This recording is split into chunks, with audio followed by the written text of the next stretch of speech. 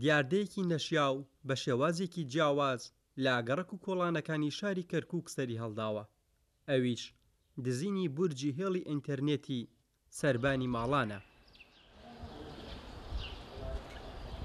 بۆ ڕێگریکردن لەو دیاردەیە بەشێک لە هاوڵاتیان بەم جۆرە ئامێرەکانی ئینتەرنێتیان پاراستووە تا نەدزرێت، بەڵام دیاردەکە لە زۆرینەی گەڕەکەکان بەربڵاوە. خۆم لە ماڵەوە خەریکی ئینتەرنێت بووم، سێرەکەم خەتەکە نەما، دووسێ جا سێرم کرد کوژان مۆدام گورسان ئیسفادەی نەبوو، نەچوومە سەرەوە.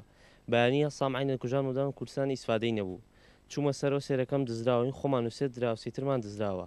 بەداخەوە لە گەڕەکانی شارەکانی کەرکووک دزین زۆر بووە، هی ساحنێک بای 150,000 خەڵک زۆر ئەیدزێت.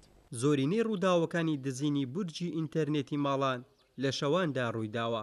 پۆلیسی کەرکووک دەڵێت ئاگداری ڕووداوەکەن، بەڵام بەهۆی ئەوەی هیچ کەسێک لە بنکەکانی پۆلیس سکاڵای یاسایی تۆمار نەکردووە، نەیانتوانیوە ڕێکاری پێویست بگرنە بەر. لە هەموو بنکە پۆلیسەکان بەشی تایبەتیان هەیە بە دزیە، ئەوانە خۆیان اختصاسیانەوەی دێن کامیرە هەیە ئەگەڕێنە دواوە، ئەگەڕێن بە دوایە لە شوێنەکان کەوا ئەفرۆشرێ متابعە دەکرێ و داواکاشین لەو مەکاتبانە و لەو کەسانێکەوە کڕین و فرۆشتنی و شتاناکەن هەر حاڵەتێ وا دەبینن یاخود خەڵکانێک دەبینن گەنجێک دەبینن ئەو شتانێت دزیوە هاتۆبی فرۆشێ ئەتوانێت سەر ژمارە 113 خەبەرێکمان بداتێ.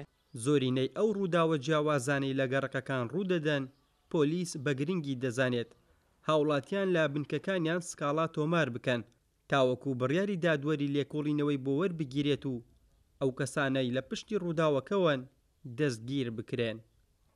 ئاسۆ ئەحمەد، کورسات نیوز، کەرکووک.